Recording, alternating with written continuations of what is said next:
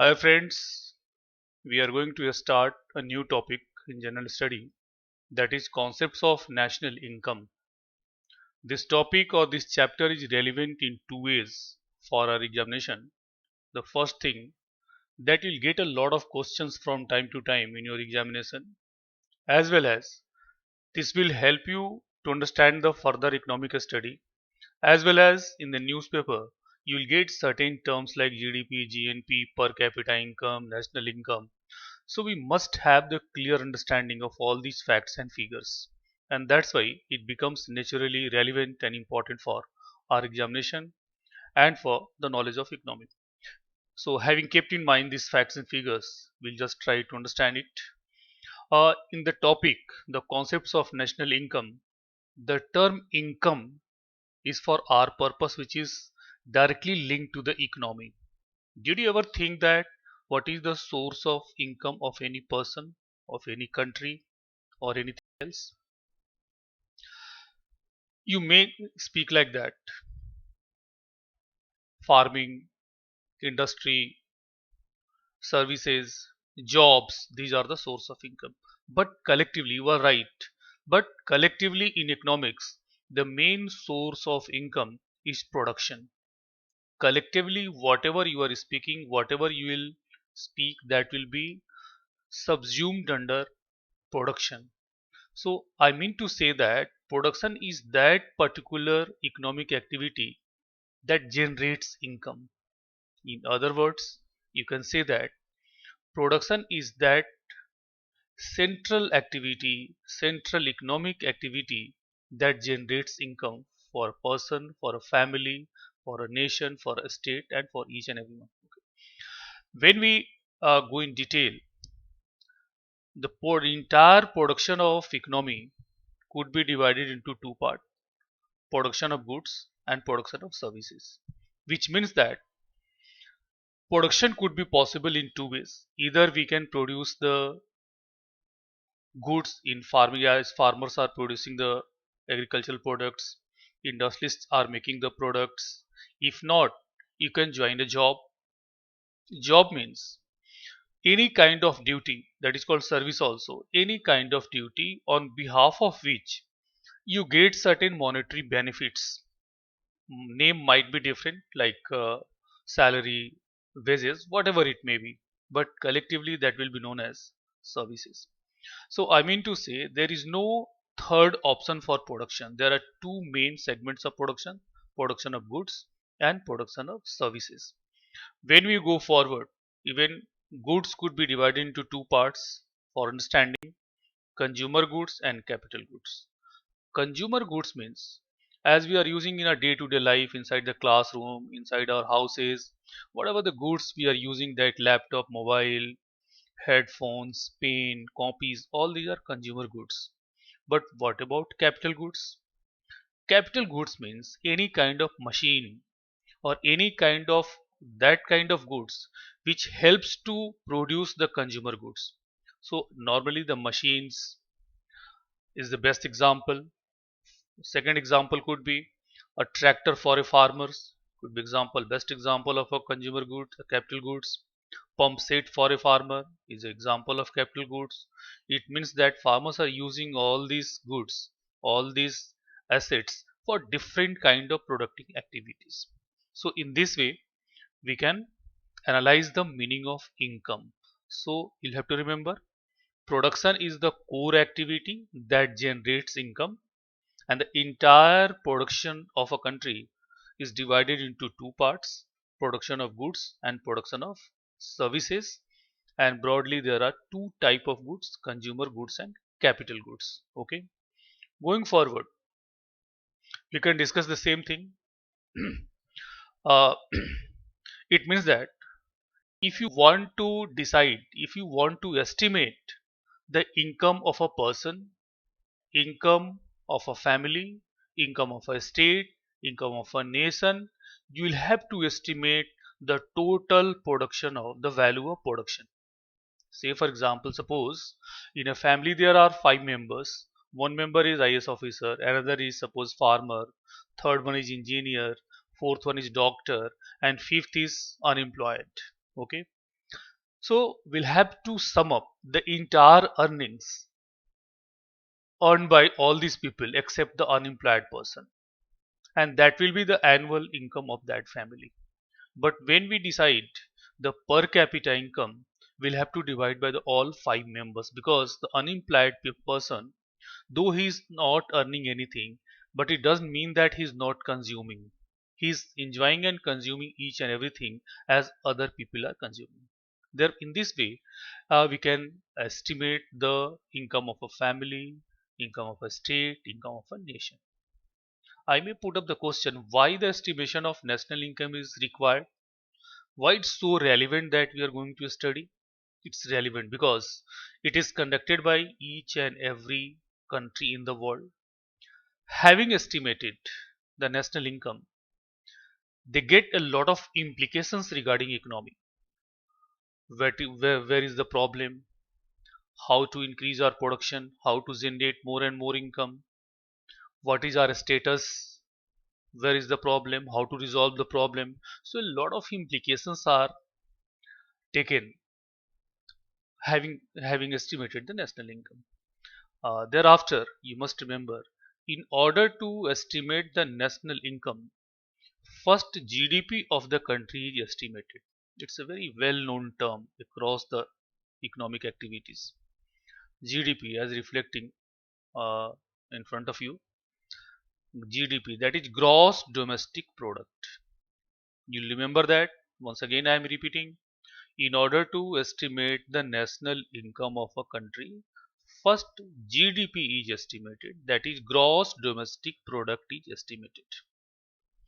This term is very familiar, always in the newspapers, always in the discussions and policies, in the gossips of the even politicians also. But you will be surprised, majority of the politicians even don't know the exact meaning of GDP, but even after that they talk about. They know only one thing. It's good if it is increased, it's bad if it is decreased. But here we'll just try to understand in a big way, in detail, more than them. Gross domestic product, as the meaning has been mentioned here, the value of all goods and services finally produced within the domestic boundary of the country over a period of time. Okay, once again I am repeating, it refers to the value of all goods and services finally produced within the domestic boundary of a country over a period of time. Okay, just try to understand. Go on the name, gross domestic product. Obviously, it is related to the production. So, whatever the domestic territory of a country, domestic territory means on which we are having our own control, that is considered to be our territory. There might be some exception here. Say, for example, given here one example here, EEZ, exclusive economic zone. Those countries across the world are situated at the bank of the oceans. They are having certain areas under control in ocean also. That is called exclusive economic zone, and that is 200 nautical miles. So just like India, take the best, India is the best example, I think. Suppose India is surrounded from the three sides from the oceans. So starting from the bank of the ocean up to 200 nautical miles. Nautical miles is very similar to the miles. There is little bit difference here, but you can just, that is in water, that is measured in terms of nautical miles. So up to 200 nautical miles is also considered as part of our domestic land. So it means that whatever the resources are available within that water territory, that will be also considered our uh, under our GDP. Second example, embassies.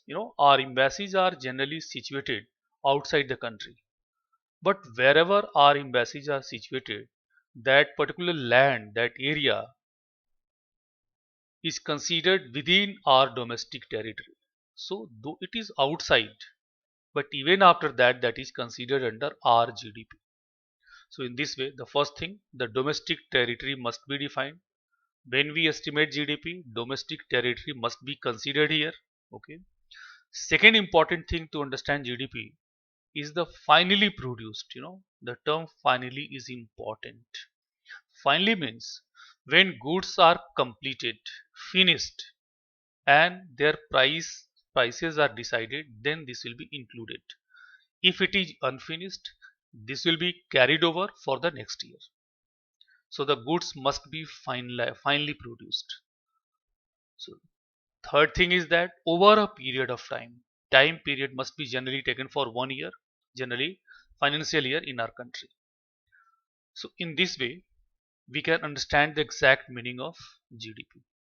GDP is so valuable that you may put up the question, why GDP is always in news? Why it's so relevant? So let me answer. The first relevance of GDP is that the economic strength of any economy across the world is decided on the value of GDP, on the basis of the value of GDP. Say, for example, when we say that the US is the largest economy in the world, it clearly means that the value of US GDP is the highest in the world. Today, we are the fifth largest economy in the world on the basis of the value of GDP. You remember, as it was mentioned in this year budget by the government, today we are the fifth largest economy in the world on the basis of GDP. So the first relevance is that it reflects the size of economy and that is used for the international comparison. Second importance is that second relevant of the estimation of GDP is that whenever our government reflects certain figures like the growth rate, suppose our government is speaking that by the next year our growth rate will be 5%. It simply means that suppose this year we produce only 100 rupees, so next year that will be 105. If this year our GDP, the value of our GDP is 100 rupees, so next year this will be 105. And every government, each and every government across the world just wants to increase and improve their GDP. So that is what exactly we are doing. Third relevance of the estimation of GDP is that this is our own achievement. This is our own achievement, what we have done in the past years in our economy. So it reflects our strength, the strength of our economy. As of now, before COVID-19 period, as it was the figure was just mentioned by the government in this year budget, our GDP is around $2.9 trillion, and we are the fifth largest. US is the largest economy, around more than 20, around 22 trillion dollar. China second largest, around 14 to 15 trillion dollar. So in this way it is going to be explained, and that's why GDP becomes relevant for our study. Okay, so in this way that is the explanation and analysis regarding GDP. I hope that you are clear. uh, in 2015, to estimate GDP, along with the GDP, a new mechanism was adopted by the government that was known as GVA, gross value added.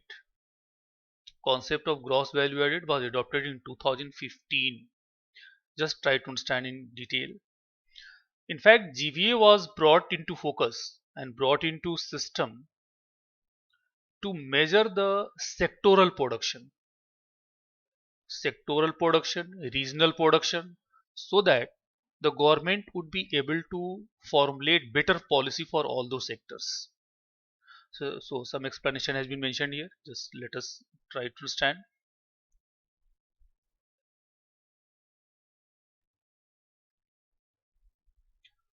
GVA,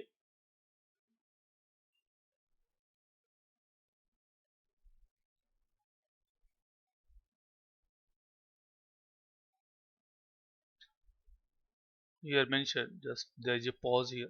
So wait for a while.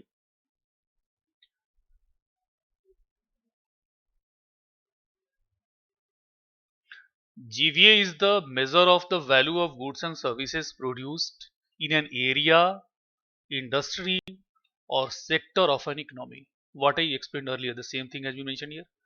Gross value added is the value of output less the value of intermediate consumption. It is a measure of the contribution to GDP made by an individual, producer, industry or sector. So here relation between GDP and GVA is more important for us. So as a concept, we'll have to remember GDP is equal to GVA plus net production tax. Question might be put up, what is the relationship between GDP and GVA? So remember that when net production tax is added to the GVA, we get the value of GDP. When net production tax is added to GVA, we get the GDP. It means that under GDP, net production taxes are included, but in GVA these are not included. That's the meaning. As far as the meaning of net production tax is concerned, as this equation is reflecting, net production tax is equal to production tax minus subsidy. In fact, production taxes are indirect taxes. Production taxes means when we discuss in detail the chapter of taxation, then this will be clear to you. Production tax means taxes imposed on production and productive activities. When subsidy, the amount of subsidy is deducted from the production tax, we get the net production tax. Somewhere, not everywhere, with respect to some essential commodities, government provides subsidy. So that amount of subsidy is deducted from the production, then we get the net production tax. In this way, once again, you will have to remember GDP is equal to GVA plus net production tax, and net production tax is equal to production tax minus subsidy. You will have to remember and recall this kind of equations, because these are so valuable that whenever any question in front of you, this will help you to decide the answer, because generally in UPSC questions are very tricky. So if your concept is clear and these kind of equations are clear to you, this will help you a lot to decide the answer, and that's why it becomes relevant. Okay, so one thing once again I am repeating, in order to estimate the national income, first we estimate GDP. Okay, but you must know that simultaneously a major portion of our income is also coming from abroad. Is it part of GDP? Answer is no. GDP means what we have produced within the domestic boundary. Whosoever has produced, that is different thing. Meaning is that if a foreigner coming to India and producing here, it means their production and their value of production will be added to our GDP. But outside income is not added to GDP. But ground reality is that everyone knows a major part of our income is also coming from the abroad, but that is not part of our GDP. But when the net income from abroad is added to the GDP, it's good for economy. We get a new value, a different value, that is called GNP, that is gross national product. So you'll have to remember, when net income from abroad is added to GDP, we get gross national product. Okay, and once again there is an equation here.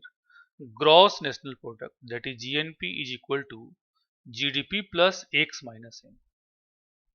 This X minus M is important here. Here X means income earned from abroad by the Indians. Suppose we are Indian. Whatever we earn from abroad, that will be reflected through X. And as we are earning from abroad, many foreigners are functioning here and they are also earning and sending their own country their income. So that will be reflected by M.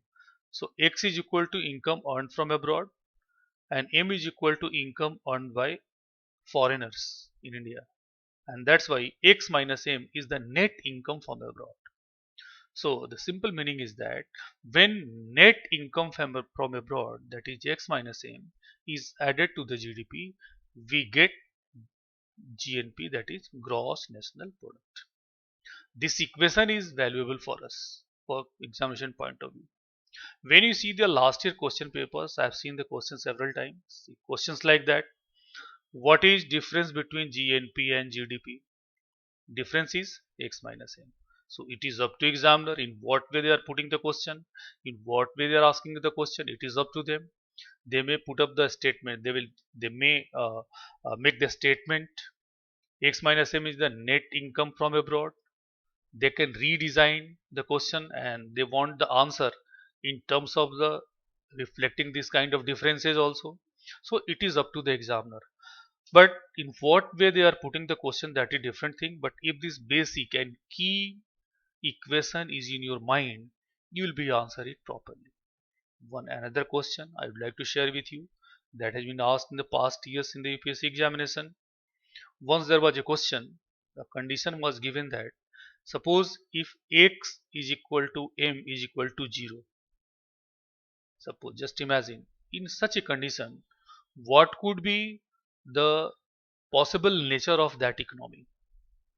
Closed economy, open economy, both, none of these. Obviously, closed economy. Closed economy means that economy where there is no outside transaction, there is no export and import. Okay, so this kind of economy is referred to as closed economy. Though today no economy could be properly said to be a closed economy because it's not possible today. We are living in a globalized world, but could be possible. Question might be asked. Okay, so meaning is that you will have to remember this second equation, gross national product, that is GNP, is equal to GDP plus X minus M. The same question was put up some years back in different way. What is the meaning of closed economy? Obviously, no export, no import, no outside transaction. Okay, so in this way, in order to estimate the national income, from time to time, wherever examiner get the chance to put up the question, they make the question. So we'll have to be ready for that. And I am just adopting the same idea and the same uh, way of study so that this could be beneficial for us for examination point of view. So I can hope that uh, the meaning of GDP and the meaning of GNP is clear to you. Okay, in the both the term, the G is there. GDP, gross domestic product, GNP, gross national product. In both the term G is there. G for gross. And suppose what to do if you want to take the net value of anything. To get the net value, we'll have to deduct something from gross. Here, you must clear the difference between gross and net. Gross means where everything is included. Net means we'll have to deduct something to get the net value. So it means that since we are going to estimate the national income, so it must be as much as possible accurate. Therefore, the net value of GNP is taken out, and in order to do so, something is deducted from GNP as reflecting in the equation also. This is third equation. GNP, when capital depreciation, that is when capital depreciation is deducted from GNP, the value we get, that is called NNP, net national product. So in other words, you can say that NNP is the net value of GNP. NNP is the net value of GNP. Even I have seen the question based on this equation also. So you'll have to remember properly, NNP is equal to GNP minus capital depreciation. Let us discuss in detail the entire thing. First, the meaning of capital depreciation. Capital depreciation is also known as only depreciation. Both are same. First, we discuss the literal meaning of depreciation or capital depreciation. Depreciation or capital depreciation means wear and tear of capital, decreasing or reducing the value of capital. It's easy to understand. Suppose when you purchase something and you start using something, the value will be depreciated. Suppose today you purchase a car for 10 lakh and used for the next 1 year. Obviously, the value of that car will be reduced, and every manufactured goods there has a shelf life. So in India, the shelf life of cars are generally 15 years. So it is assumed that by the end of 15 years, this value will be depreciated properly. Second thing is that as a concept, all of you will have to remember depreciation or capital depreciation is one of the important features of entire economic activities. Those who are involved in any kind of productive activity, they estimate the depreciation, and the value of depreciation is reflected in the balance sheet of the companies. Though it is a technical term, there are some technical experts to decide the depreciation, that is different thing.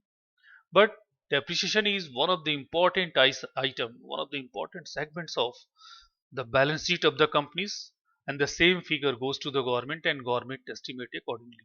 So that is the literal meaning of capital depreciation, that is wear and tear of capital. Okay. But suppose examiner don't want to know the literal meaning of depreciation from you.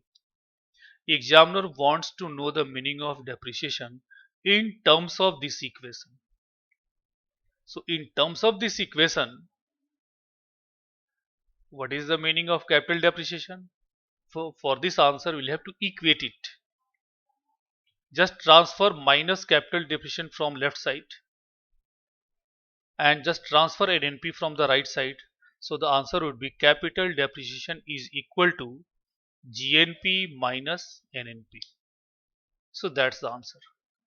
But whenever these kind of facts and figures are reflected through the statements and complicated statements, it becomes very soft area for examiner to get you confused. So we'll have to be cautious here. Okay.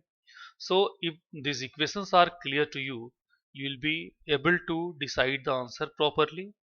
Okay. So you'll have to remember all these equations. These are the key facts that these are never changed. And there are some explanation here. NB means, just you have to put your mind here.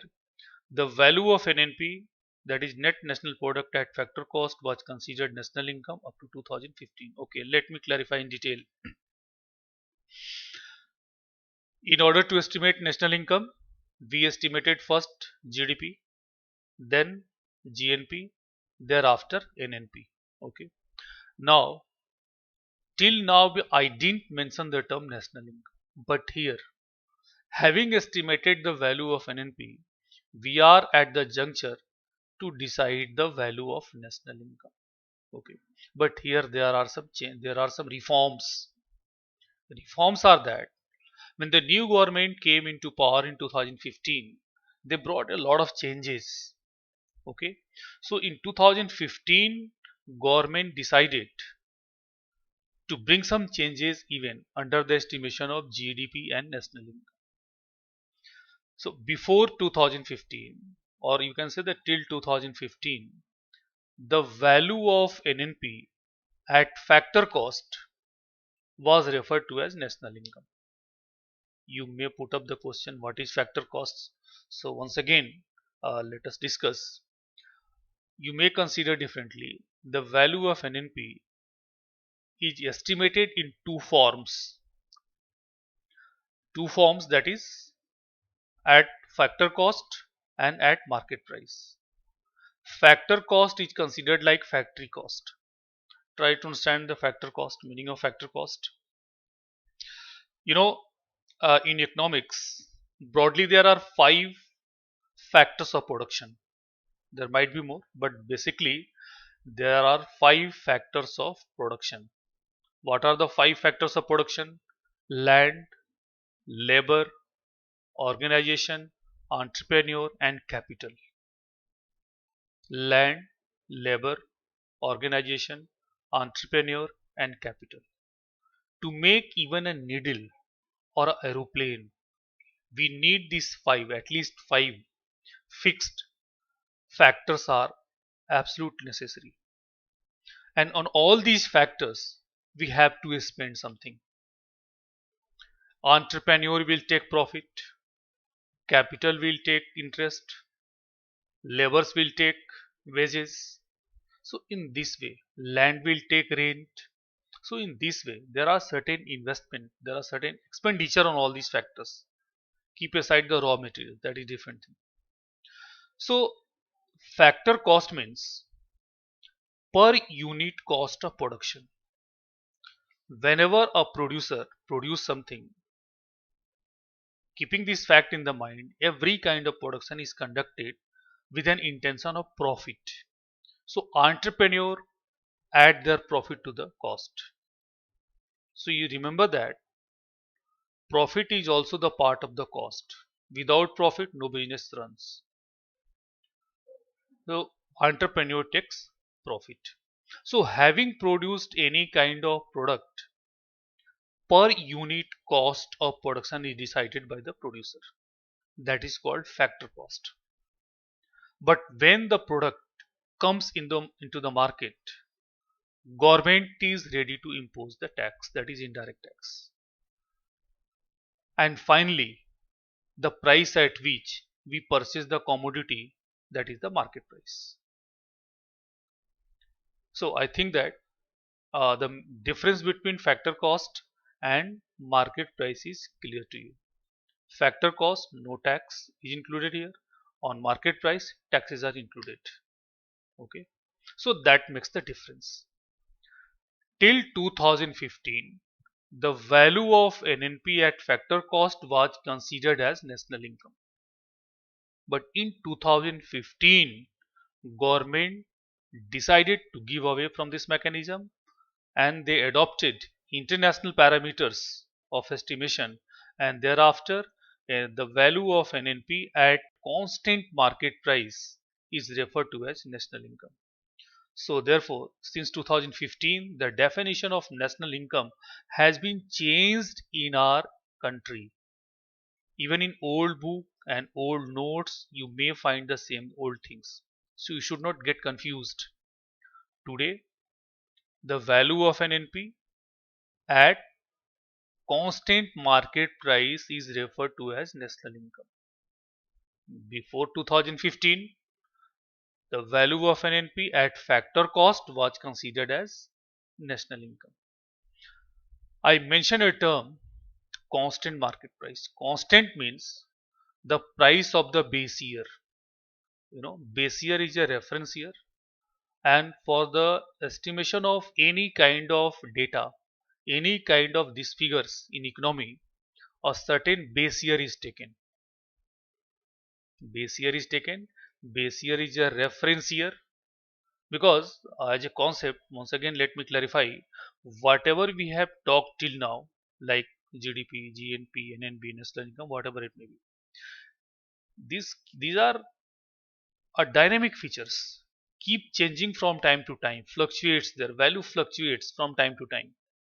So from where it is increasing or decreasing, there must be a fixed point to measure their development, to measure their changes. So fixed year is taken. That fixed year is called base year.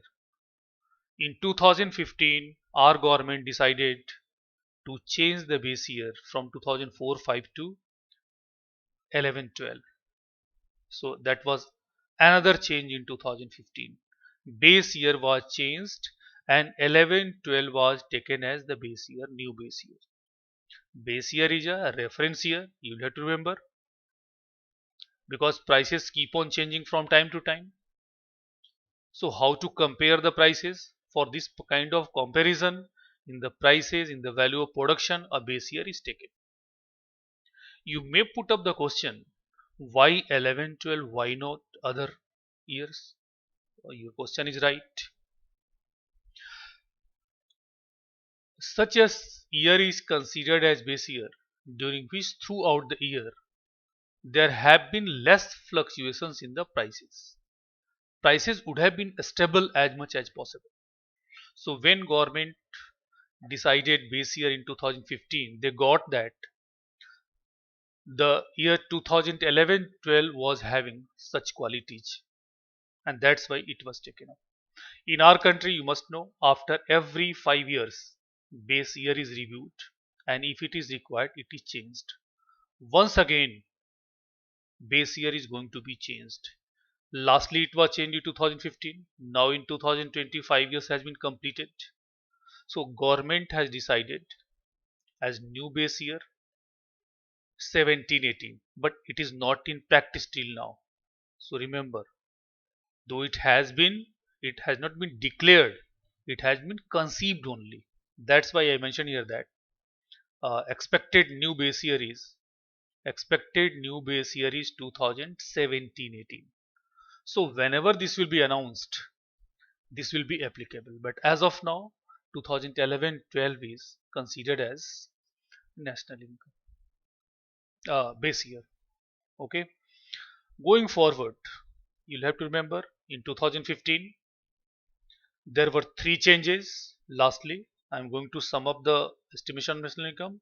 In 2015, the first change was the adoption of concept of GVA along with the GDP. Second, the estimation of national income on the basis of constant market price instead of factor cost. And third change was base year was changed. GBA, base year, and the estimation of national income. There were three major changes in 2015 with respect to the estimation of GDP and national income, and it must be clear to all of you. Thereafter, you can say that national income is equal to the value of an NP at constant market price. Once again, I am repeating, national income is equal to value of NNP at constant market price. Okay, since 2015. There is another equation here. NNP at constant market price is equal to NNP at factor cost plus indirect taxes minus subsidy. It means that if we get the value of NNP at constant market price, the value of NNP at factor cost has been already taken, and indirect taxes are added and subsidy is deducted. So this equation is also equally valuable for you. That is called NNP at constant market price is equal to NNP at factor cost plus indirect taxes minus subsidy. Before 2015, factor cost was taken here on the left side, and the equation was that NNP at factor cost is equal to NNP at constant market price minus indirect taxes plus subsidy. So now there is a change in the estimation of national income since 2015, and it has been the question also. An NP at constant market price is equal to an NP at factor cost plus indirect taxes minus subsidy. Once the national income is estimated, it is estimated annually. It is divided by the population of that particular year, and thereafter we get the per capita income. You must remember, per capita income is one of the key factor that reflects the actual situation of an economy. Therefore, though I told you that earlier in the very beginning, our GDP, on the basis of the value of GDP, we ranks fifth in the world.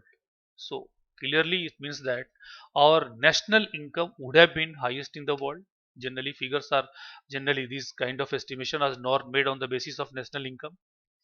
But when our national income is divided by population, our per capita income is very low. In terms of dollar, our per capita income is hardly around $2,000 annually. Always remember, per capita income is generally reflected annually. It is up to us to, by dividing 12 we can get the monthly and days, all these things, but generally it is reflected as annually. Okay. In the last year, this year budget, not last year, this year budget of 2020-21, government clarified that India's per capita income, monthly per capita income, just remember, monthly per capita income is 11,900. As per budget 2020-21, rupees 11,900 is per capita monthly income in India. So it is monthly. When we multiply it by 12, we can get the uh, annual value. So in this way, estimation, now we got the idea of in what way GDP is estimated. First GDP is estimated, then GNP is estimated. When net income from abroad is added to GDP, we get the value of GNP. And when capital depreciation is deducted from GNP, we get the net value of GNP, that is called NNP, and the value of NNP is obtained at constant market price. And since 2015, it is considered as national income. And whenever national income is divided by the population, we get the per capita income. Okay, so these are the facts. And lastly, once again, I could recall you in 2015, three major changes were brought, and even today, those changes are in practice. Thereafter, there is no change. First change was uh, NNP national income was on the basis of the constant market price rather than the factor cost. Second, base year was changed, and third, GVA, the concept of GVA was adopted. So these were the basic facts and analysis of estimation of national income and GDP in our country. Nowadays, there is a perception that due to the COVID-19, in future there might be substantial fall in the value of GDP of the country. So it's quite clear, everyone knows, due to the lockdown and there was no production across the country. When there is no production, certainly this will negatively affect our GDP, but data is not available. So whenever within some months this will be available to us. Generally GDP is estimated on quarterly basis, and taking average of the 4 quarters, the annual GDP growth rate is decided. But it doesn't mean that the entire GDP will be start decreasing depending on the situation. But for this running quarter, I think from April to June, April, May, June, that is called the first quarter, there might be fall in value of GDP. So now we will be cautious for that. We'll be watchful for that. What is going to be happen in future? Okay. So I'm going to stop here. In the next video, we'll just start some methods and estimation of national income. So I can hope that whatever I have